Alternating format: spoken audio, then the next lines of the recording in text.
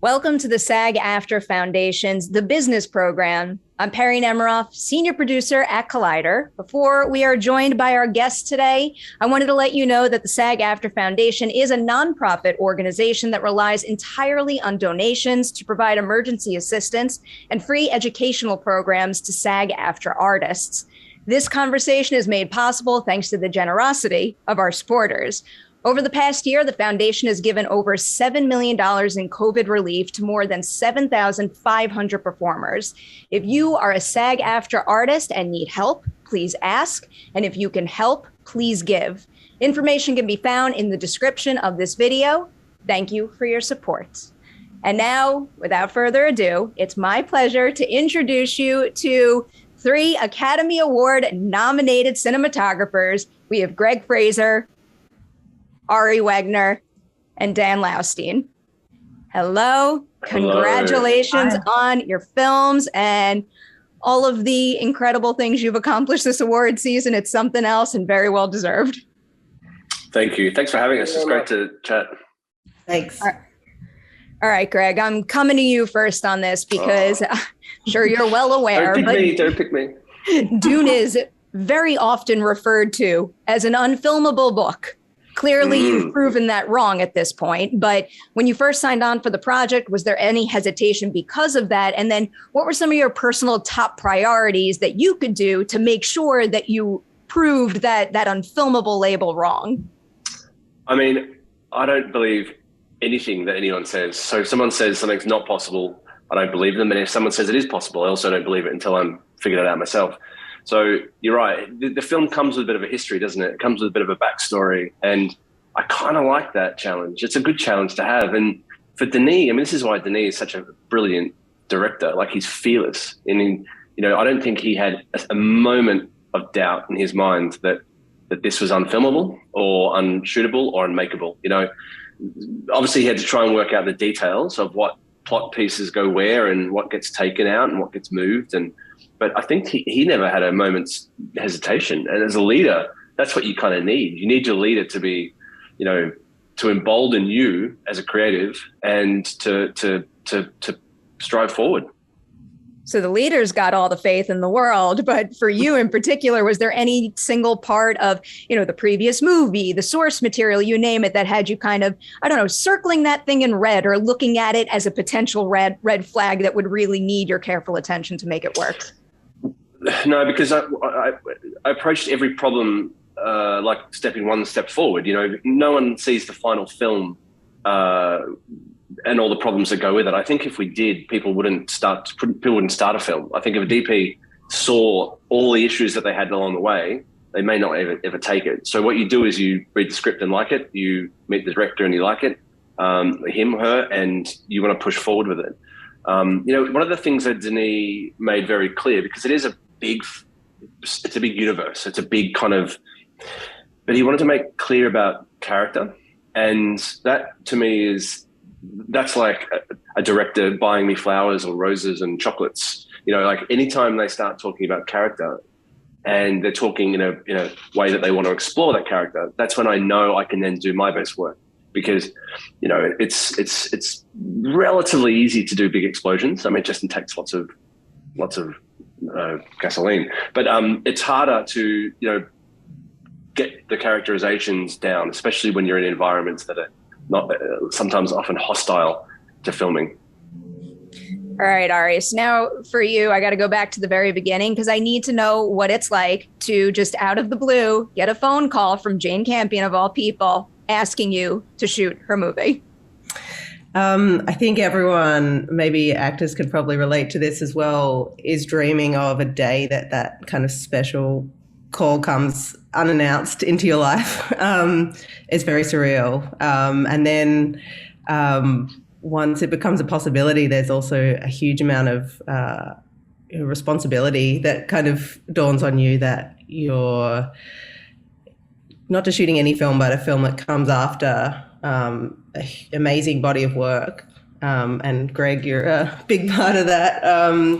That kind of, it's no small thing to be offered a film from a director. It's a gift, and it's kind of I don't take it lightly that weight of responsibility. And also the screenplay and the book are so beautiful. Doing justice to them is also, super exciting and, also anxiety inducing in the best way. I love challenges, and I love that kind of, in many ways, that fear, actually. If I'm not feeling that question of how are we going to do this, that actually gets me really excited, those unknowns. So I was reading that you spent a whole year prepping for Power of the Dog, which sounds a good deal longer than the standard pre-production process to me. So what did all that additional time that you might not have on other productions wind up going to? Yeah, it's definitely not the norm. I think I had an instinct that if I was able to have that time with the director, that we would be able to get to some other kind of level of craft. And I think that did turn out to be true. Like a script goes through so many drafts of, it might be on 7 or 10 or who knows what by the time you're shooting. But I wanted to go through those rounds of ideas as well visually. So kind of not just your first idea, but what's the best idea, or also getting into a kind of flow of ideas that, trusting that new ideas come and the best one could still be coming in the future. And that can really happen better with time. And then also knowing that kind of cross-checking with everyone, working with the production designer. Once Jane and I have a shot in mind and it takes place in the house, we can talk to Grant Major, the production designer, to say, hey, this is what we're imagining. We want Rose to be here at the piano. We want to look down at her like this, and we start building the house. Or working with, giving time to someone like Johnny Greenwood, who did the score, to work with Jane and the actors to find the tune that she can play and then can be played on the banjo. It's all kind of a big ecosystem that, becomes very dense and deep with rounds of ideas. So that was super gratifying, because it's not the kind of film that you can just arrive and hope for the best. All right, Dan, let's touch on your collaboration with Guillermo again. I believe Nightmare Alley is the 4th time you've worked together. What is something about your collaboration that stayed consistent from film to film? And then what's something about the process that was specific to Nightmare Alley and Nightmare Alley alone? Oh, I don't think there's something special with Nightmare Alley. It's just the way, because our relationship is going like 25 years back or 20 years back. And it's just getting stronger and stronger. But whatever Guillermo asked me to do, I want to shoot it, because, I think he's so a fantastic filmmaker and he's so visual. So it's, as a cinematographer, it's just a kind of a dream to work with him, especially for me. And we just so agree we have the same taste about, I think I said that before, but like camera movement, lighting, how the mood should be. And it's a very long and very slow process about how the movie should look, because it's like, we try to change it a little bit from movie to movie. And of course, this one we talked about, the take should be much longer. So, the challenge of the sets and challenging of the lighting should be a little bit more precise comparing to, because the Shape of Water, for example, we was designing each shot from shot to shot. Very complicated to do, but it's like easier to overview. But comparing to this one, where it's like a balance between the cast, the camera and the lighting, so coming into a big close-up on Kate is like difficult because the light has to be so precise. And that was something we talked about from the beginning. And first time I heard about the movie it was based on a book. I never read the book. And somebody else made a movie in 1947. I had never seen that as well. And I have nothing against it. I just like to go into a movie much more open-minded and take this movie for what it is. And of course, Guillermo have this story in his head for many, many years. So, for me, coming in there and just support him, it's just a pleasure. All right, let's talk a little bit about your ensembles now. Opening this up to the group, so whoever wants to jump in first, feel free. What is something that an actor did on set that you really appreciated and found either made your job easier or maybe even enhanced your own work while filming? Who goes first? Go, Dan. I can go first. I think when you have, as I said, when you have a director that's so precise as Guillermo del Toro, and you have cast like Bradley and Kate, and the lighting is this noir lighting, you cannot do that if the cast and the director is not in for it, because it's so precise. It's like if Kate is like 5 centimeters forward or backwards, that shadow on her forehead is not going to be there. And I think in the beginning it was a little bit of a challenge for everybody, because there's been a period of time where actors could just float around in the set and just do whatever they like to do, and that's fine. But it was not the way we want to tell the story. So the first couple of days, it was a little bit like, oh, this is the way we are going to do it. And when we start to do it, I think everybody was so challenged about it, because when we see the playback on the monitors, it looks pretty nice. So that was like, for me, it was like fantastic to work together with that group of actors that are really in for that, the look of the movie. And you cannot do that as a cinematographer if you don't have the cast and the director with you, because it's impossible.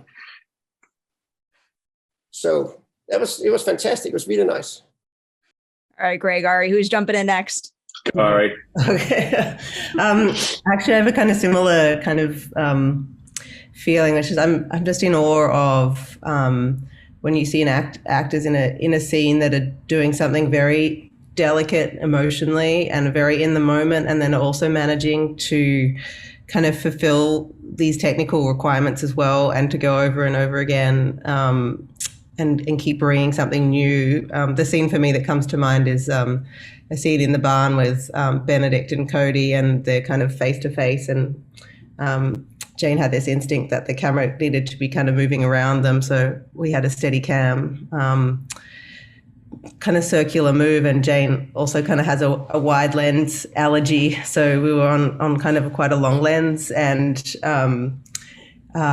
it looks kind of effortless, but it's requiring kind of an actor to move foot to foot, or sense where the camera is. And I'd say of all the scenes, that's probably the one we did the most takes of, and to see someone be able to take notes, both technical and emotional, and then 30 seconds later be pulling them off is just kind of blows my mind. Then also, I had no idea Benedict was so good at holding his breath. That was an amazing also feat. At one point, I thought we might have pushed it too far after 3 or 4 minutes. Did we kill him? But no, I'm constantly in awe of that ability to hold at the same time technical and emotional. I wouldn't even know where to start. All right, Greig, how about for you? So, I mean, one of the things I admire most about actors, and particularly our ensemble, and also the ensembles for the other 2 cinematographers at this thing, is they're incredible, right? Every actor they're amazing. But it's the ability to bring a piece of themselves, but also acknowledge that this is the director's vision they're fulfilling ultimately. You know, they would have talked about it in advance, and they would have kind of had that. But to do away with ego when when performances need to be tuned or sort of finessed into a direction that the director wants. And also, it's really interesting as a cinematographer just to watch everybody's different style of existing in the world, because I don't know how actors do it, frankly. Like I sit in front of a camera and I don't do it well. I can't act, and it's impossible. So to see that level of performance, but everyone again has their own thing. Some people come to set, high-fiving everybody, craft service, crew, everyone in the car park on the way there. And some people come to set sort of very insular and having prepared a sort of an internal aspect. But as Ari said, ultimately, filmmaking is a technical exercise. And as Dan just said, you've got to go into the light, otherwise people won't see you. You know what I mean? So to try and balance those things, yet to give these performances that are so deep, and I think the one thing that I love watching that is you read it on the page, and it's like, again, I'm not an actor, so I don't read it and go, oh my god, this is incredible. I read it, but I don't see then what the actor sees. But when I see the actor or actress perform that, and I can recount so many amazing performances in June from all of the actors. We had such an amazing ensemble. Every time somebody new came, it was kind of like just, I don't know, as a fan of film, seeing another fantastic actor come to set and perform these roles. So yeah, for me, it was really enjoyable. feel like during that answer, I just did that like visual roll call of adding up every single incredible actor that the three of you got to work with on your respective films combined. And I mean, it's kind of mind blowing how much talent you got to collaborate with combined. Oh, amazing, right? Like that's, amazing. Lifelong dream to work with all those actors, and look at it, we got to do it. All right, I've got another group question here about working with your actors. I'll warn you, I'll pass it back around the other way. So Greg, you're first on this one. So I think it might be easy to assume that actors are primarily talking things through with their director, but are there instances when you think it's best for an actor to directly approach a cinematographer? And if that is the case, what is the best, most effective way for an actor to collaborate with their cinematographer? It's a really good question, because I have a lot of actors as I would call friends now, but I think, I don't know, I think there needs to be, I feel there needs to be a certain slight emotional separation between the two roles, and just out of respect for the director, again, I would call a lot of actors friends for sure, but there are times where I need to defer to the director, particularly if there's other things going on, not just, of course I would never give performance notes, but before even going and asking them to step slightly to the right, I would maybe run it past the director as well and say, hey, listen, if they went a bit to the right, it would be a much better frame and it would land better and cut better with the next shot. Can I mention that? And that would be out of respect for the director and the actor, because that needs to be a really tight little thing that they don't need a third wheel, in that marriage, because it's a big role to be sort of interjecting in. So, I would. That's my. Of course, talking to, absolutely, but I think just when it comes to anything that could be slightly borderline political, I wouldn't. I don't know. What do you guys think? Yeah, it is a great question. And I think I agree. It's definitely a kind of three-way relationship. I think that the director and the actor and the DP, I would probably be pretty hesitant. If an actor came to me with a kind of concern or something, I'd probably definitely involve the director, unless it's something very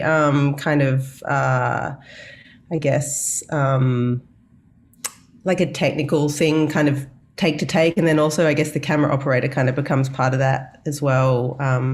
Often just questions about kind of frame size or whether that kind of thing. Sorry, someone's my doorbell. Maybe Dan, you should get there. Let me can we pause for one moment? Mute. Dan, you want to jump in here? Yeah, no, I'm totally agree about that. For the cast as well, you really have, that's a very, very thin line you have to walk on there, because, sometimes you take that tension away, or whatever that's going to be. I think that, I'm not saying all the communication with the actors should be through the director, but a lot of times, and I think that is like, if I have to do something with the actors, like say, go a little bit more left or right, I will do that with Guillermo as well, just saying. I think, as Greg said, it's going to be better if you're taking one step to the right. But it's just getting too many communications sometimes into the actors, if everybody starts to talk to them about a small detail. So I'm used to talk to the director, and then he or she is going to talk to the actors, because it's just getting less noisy, I think. And actors is like, you need to give them as much respect as you can, because they're very, very, it's a very sensitive part of movie making, being an actor. So, and again, you have to show as much respect you can for those guys. And then I think that's communication is better to do that through the director. There's also I kind of thought there's like the on-set environment, and then there's the kind of, which is obviously like very delicate, like Dan was saying, but there's also kind of all the hours that lead up to that and all the pre-production. And I often really appreciate when an actor has voiced something to a director that's kind of on their mind that does somehow involve camera or hours or the schedule, to say, hey, I would love to do the close-ups first, or like kind of that kind of a thing, or what their process is to kind of bring that to the attention of the director if it's something that we can help them with, or in the past I've kind of had actors maybe say, oh, I've got this particular thing that it's just here, and it was this, I got this scar, or like something that's on their mind that they can express early on, that if we do want to, if there's a way to help them, I really appreciate that, coming forward with it. But then by the time you get to the shoot day, it gets messier. Yeah. But it's a good point though, too. Can I add the one thing I think it is really good for actors to speak to the cinematographers about, if there's anything that we can be doing to help them feel more comfortable. Like, some actors, for example, can have 100 people in their eye line. Like if they're like, they can have people in their eye line drinking and smoking or whatever people do in their eye lines. And other actors, and I fully understand this, because anytime I've tried to do an interview, I once had a camera operator. He was on his phone as I'm doing this interview, and I was so distracted I couldn't think. So whenever an actor says, hey, can I block the eye line, or can we put something up here, or or can, because sometimes it's a bit sensitive, because sometimes actors feel like they come to this set and we're running like a machine, and sometimes they're just day playing or they're week playing and they're new to a set, and they don't want to sort of start getting all like, can we move that? I don't want that. And so it's like a quiet conversation, which I've had many of, like, can I move those people out of the way? And it's like, for me, the eye line thing is a no-no on set anyway. If someone's standing in an eye line, to me, that's just disrespectful to an actor. I don't know why anybody would ever stand there right behind an actor who's off camera, staring at an actor. But I don't see why you do that. That to me seems like disrespectful. But it happens. It does happen. Yeah. No, again, I think respect for the actors, that's super important, because, the actors is a movie. Without the actors, there would be no movie. And I think they're coming in there totally open, and we really have to respect them as much as we can and help them, as you said, as much as we can, because it's sometimes, coming in, as you said, Greig, coming into a machine that's just running like a waterfall, and then they have to stand there and perform very sensitive. So as much as we can, I think we should do that. I try to do that for sure. All right, yet another group question here about your specific films and how the actors influenced your own work. Was there ever a time on set when you approached a particular scene with a very specific plan in mind for how you were going to shoot it, but then an actor did something on set that surprised you, and you adapted to accommodate whatever they did in that scene? I have a couple of sequences with Bradley and Guillermo where they said, Dan is, we have no fill light. I'm not using too much fill light. So we have more or less no fill light. And they're coming to the set, and Bradley said, this is not dark enough, And so I cannot see anything. You have to be darker. So he pushed me sometimes together with Bradley and Guillermo to make it like super silhouetted. And of course that's fun to do that, because normally it's the opposite way, I cannot see, you cannot see my eyes, or you cannot see that. But Bradley and Guillermo was pushing me a couple of times to do it like really dark, and I love it, but it was just like, I've never heard that before. Very effective for that character, though. Yeah, for sure.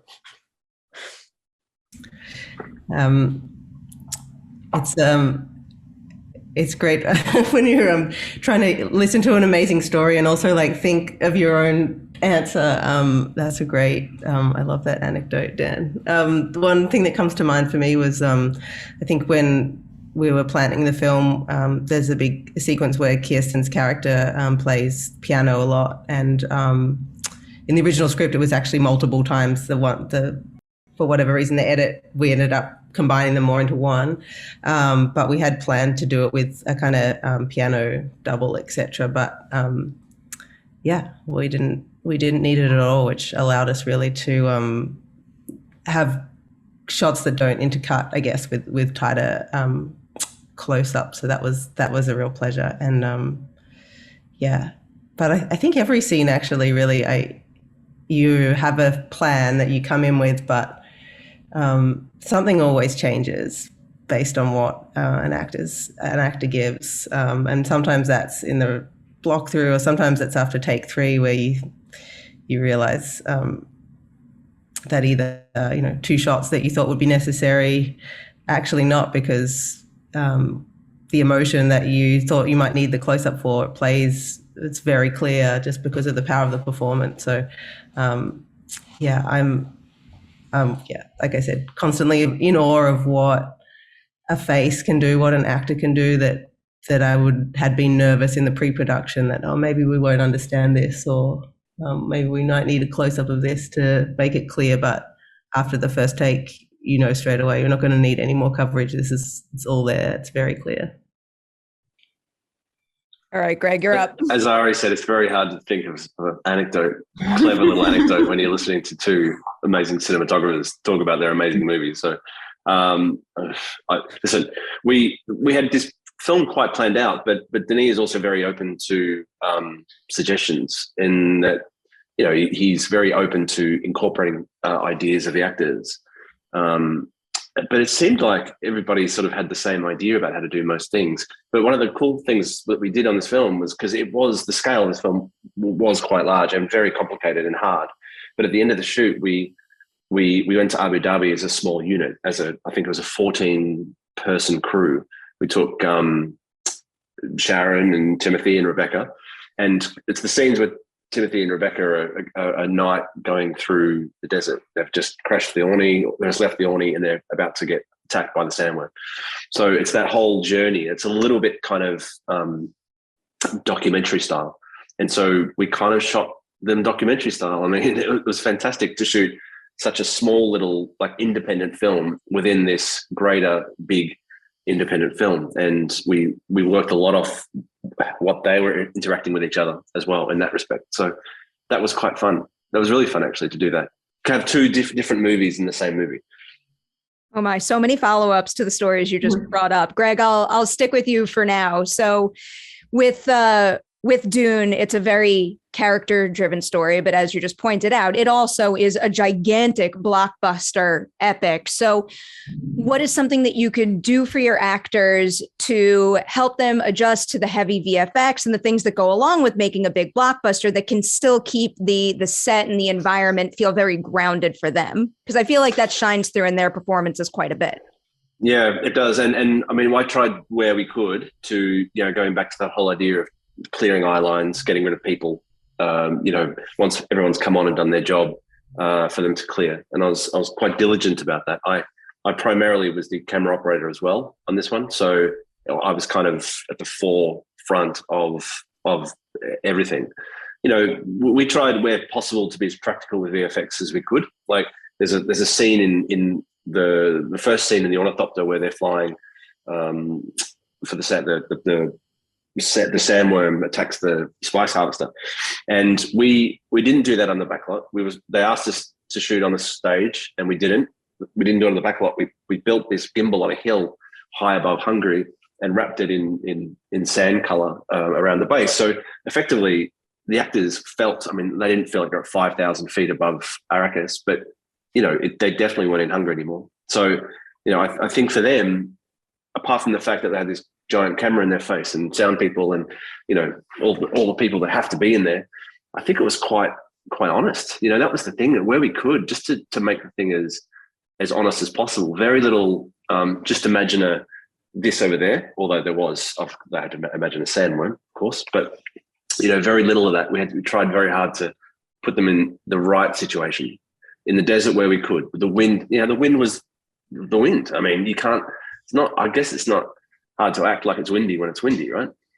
No disrespecting our actors, but I mean, it's trying to give everybody as much motivation as possible. Absolutely. Fair enough.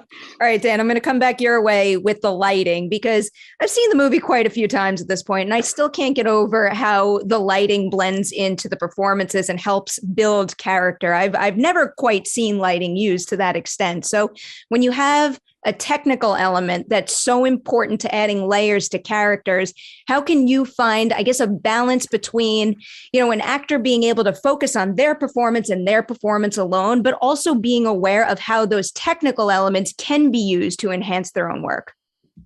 There's no doubt about the actors knew, because, you know, we are shooting very wide angle. Everything is shot super wide angle in this movie. So the camera is like with a hot hand and a G-bomb. And so the camera is like 20 centimeters away, 30 centimeters away from the actor, so that, over the shoulder shot, the camera's right here. So, for them, it's like, so there's a battle between the camera and the hothead and the lighting on, for example, Kate Blanchett, it's like, and of course, because she's so professional, and as I said before, they're so professional, so then wants to be a part of the look of the movie, because that was like a big part of the whole drama, like wide angle shots, moving shots, and then this pretty precise lighting. So, everybody has to be aware of that. And sometimes, of course, we have to strip the camera down to nothing because there was maybe camera shadows, and sometimes they paint the camera shadows out because there was no way around it. That's pretty source lighting was doing a shadow on Bradley's shoulder or whatever. But the way we designed it was because you're coming around the axis, coming into a close-up, and then we are moving the same time. We are moving the key light in with a big tube so we could make the shadows on her. So it's, again, as I said, it's a kind of a dance, very technical dance, supporting the actor's performance. And that was, of course, coming from Guillermo because that was the way he wanted to do it. And again, without the actor supporting, it never going to happen because sometimes it was like a lot of stuff around them, like, and it's not long, and it's not long lenses, like we are really tied to them. And I think everybody likes it because when we see playback, it looks cool, and but it's you need to support each other. We are making the movie together, and I think it's super important to remember everybody's making the movie together. It's not about the lighting because if the axis doesn't work, the lighting's just nothing. And when everything is coming together, like in one peak thing, it's going to be nice. And that was exactly what we tried to do here. And the actors were supporting the movie, and we were supporting the movie as well. So again, a very beautiful ballet. And of course, when it works, it's so nice. That's an understatement. All right. I don't know if this was one of the shots you might have been referring to, Ari, but one of my absolute favorite images in Power of the Dog is that scene where Peter walks past all the ranchers to look at the birds and everyone's heckling him. And then he walks back and no one's saying anything. And he seems kind of unfazed there. Was that a moment that was always planned to be shot that way? Or was that an instance where you're like, you had to decide on the spot, you didn't need that close up? That was a moment that had stuck with me actually when I first read the book. And then it was so powerful. It's one of the most kind of enduring images. And it's such an important moment because it's when Phil's opinion of Peter maybe changes, that he suddenly has a kind of respect for him. And we did shoot some other coverage actually, just because it's such a complex scene. And there's, it's also a scene with everyone noticing things. It's Rose noticing Phil looking at Peter and one of those kind of eyeline jigsaw kind of nightmares. So we did, but then again, the role of the editor I think is huge here. And as much as we rely on the actors and also the editors to kind of actually find both of our best work, the actors and the cinematographers. And that was one of the cases where seeing the contrast, I think, really interesting to me when a shot kind of repeats, and it can happen at kind of different points in a film, or somewhere like this where a shot goes one way and then it comes back the other way, and something about seeing repetition makes it very clear what's changed, and so that just kind of worked. And also Cody's physicality, so amazing, and you just see his confidence against the odds in that situation. Yeah, Cody was amazing in this film, wasn't he? Like all those actors were incredible in this film. Fantastic, of course. I still can't get over how delicate that balance is between showing what he's up to throughout the movie, but hiding it just well enough. The mystery is just like so perfectly precise. It's something else. This next question feels like a terrible thing to ask all of you. Basically like choosing, your favorite child. Do you have a favorite frame or scene in your movies? I have one. Oh, go Dan. No, when Bradley is standing, he's sitting in the hotel room, he's standing up and he's going up. He's standing up and the camera's moving around back with him, and we have a wide angle shot from below and pushing in. And he's against this beautiful, beautiful ceiling Tamara have designed, and he's pitch black in his face. It's not one of those shots he asked to be dark, but we did that. And that silhouette shot, I think it's so powerful, and I really liked it because of color balance. And, when you can do that with a great actor like him and Guillermo and everybody else, is like, this is the way it should look. And nobody's afraid of the darkness. For me, it's like fantastic. I love it. But you don't see him at all. Of course, you see him earlier in the scene, but he's 100% silhouette there. You don't see anything in his face. I like this kind of stuff. All right, who's up next? I'll go next. I'll go next, Aaron. I'll go next, just to give you a break.